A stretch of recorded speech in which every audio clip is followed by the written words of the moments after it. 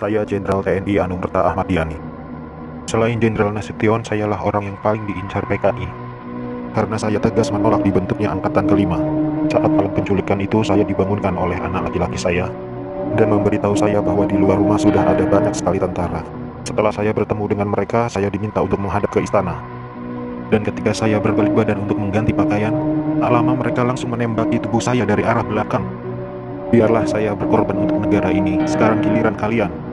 Dan jangan membiarkan paham komunis berkembang kembali di negara kita. Saya Maijen TNI Anumerta R. Suprapto. Awal masa pendudukan Jepang, saya pernah dipenjarakan oleh tentara Dai Nippon ketika saya masih menjadi siswa Akademi Militer di Bandung. Setelah proklamasi, saya ikut berjuang melawan tentara Dai Nippon. Dalam operasi itulah saya berkali-kali selamat dari kepungan tentara Dai Nippon. Tapi ketika terjadi pemberontakan B30 SPKI itu, saya justru gugur di tangan bangsa saya sendiri karena fitnah keji yang dilancarkan komunis itu. Tapi biarlah itu menjadi penutup rangkaian perjuangan saya demi tegaknya NKRI dan ideologi Pancasila.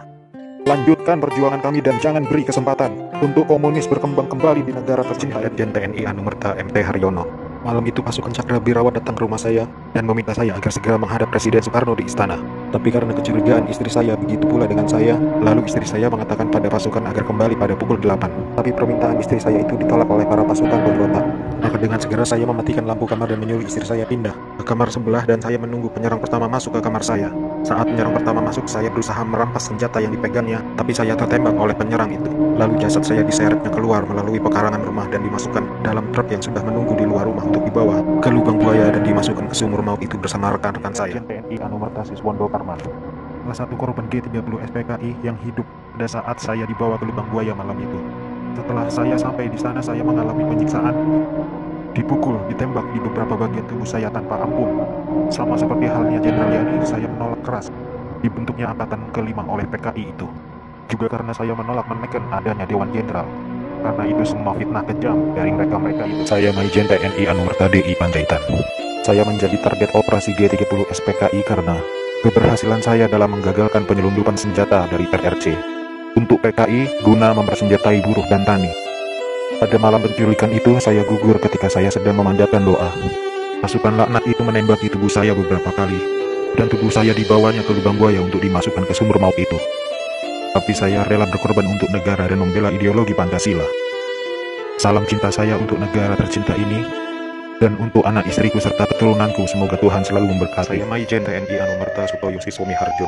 Saya salah satu korban G30 SPKI dalam keadaan hidup saat saya dibawa ke daerah lubang buaya. Di sanalah saya mengalami penyiksaan hebat, dipukul, dipopor, dan setelah itu mereka menembaki bagian tubuh saya. Setelah itu mereka membuang jasad saya ke lubang sumur itu. Mereka itu memaksakan kehendak mereka dengan memfitnah kami dengan adanya Dewan Jenderal yang akan memberontak kepada pemerintah. Kami ini prajurit TNI sudah disumpah untuk setia kepada negara, maka tak perlu diragukan lagi kesetiaan kami kepada pemerintah dan NKRI. Komunis-komunis itulah pemberontak yang sebenarnya. Saya Aibda Anumerta Karel Satsut Tubun. Saya satu-satunya pahlawan revolusi dari kepolisian. Pada malam penculikan itu, saya sedang berjaga di rumah Bapak Johannes Laimena. Pasukan penculik itu mengira bahwa rumah Bapak Johannes Laimena adalah rumah Bapak Jenderal Nasution.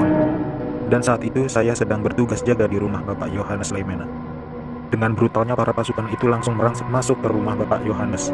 Saya yang mendengar keributan itu segera mengambil senjata saya, dan pasukan penculik itu tanpa ampun langsung menembaki tubuh saya.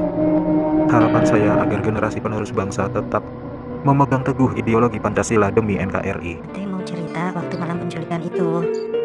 Waktu malam itu, Ade lagi tidur sama papa mama. Terus tiba-tiba mama nutup pintu kamar karena ada tentara yang mau masuk. Terus tiba-tiba Dede udah digendong sama Bibi. Dan Dede lihat mama nganterin papa ke arah belakang.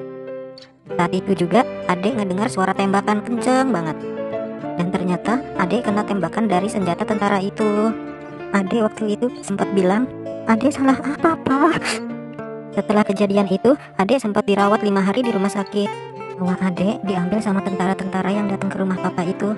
Ade cuma berharap kejadian itu tidak terulang lagi.